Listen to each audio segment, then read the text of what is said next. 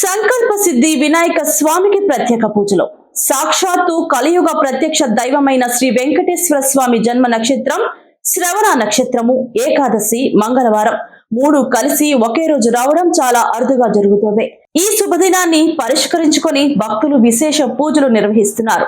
అందులో భాగంగా స్థానిక వినాయక సాగర్ లో వెలిసిన సంకల్ప సిద్ధి వినాయక స్వామి ఆలయంలో ఉదయం స్వామివారికి ప్రత్యేక అభిషేకాలు నిర్వహించి స్వామివారిని శోభాయమానంగా అలంకరించి నైవేద్యాలు సమర్పించి భక్తులకు దర్శన భాగ్యం కల్పించారు. ఈ సందర్భంగా ఆలయ ప్రధాన అర్చకులు సురేష్ స్వామి మాట్లాడుతూ శ్రీవారి జన్మ నక్షత్రమైన శ్రవణ నక్షత్రము ఏకాదశి మంగళవారం మూడు ఒకే రోజు రావడం అరుదుగా జరుగుతుందని తెలియజేశారు.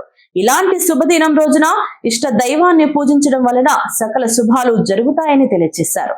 ఈ కార్యక్రమంలో శ్రీ సంకల్ప వరసిద్ధి వినాయక స్వామి దేవాలయం ఆలయ ప్రధాన అర్చకులు పురోహితుడు సురేష్ స్వామి, ఆలయ ధర్మకర్త కొండే చెంగారెడ్డి, సభ్యులు గూండాల గోపీనాథ్ రెడ్డి, తొండమనాటి సుబ్రహ్మణ్యం రెడ్డి, టిపి ఆనంద్, రాజశేఖర్, వాసుదేవరెడ్డి తదితరులు పాల్గొన్నారు. ఓం గణేశాయ నమః. ఈరోజు విశేషమైన రోజు. కారణం మూడు కలిసింది. కుజవాసరం అంటే మంగళవారము, వెంకటేశ్వర స్వామి నక్షత్రం శ్రవణము, తిథి ఏకాదశి. ఈ మూడు కలవటం చాలా అరుదు.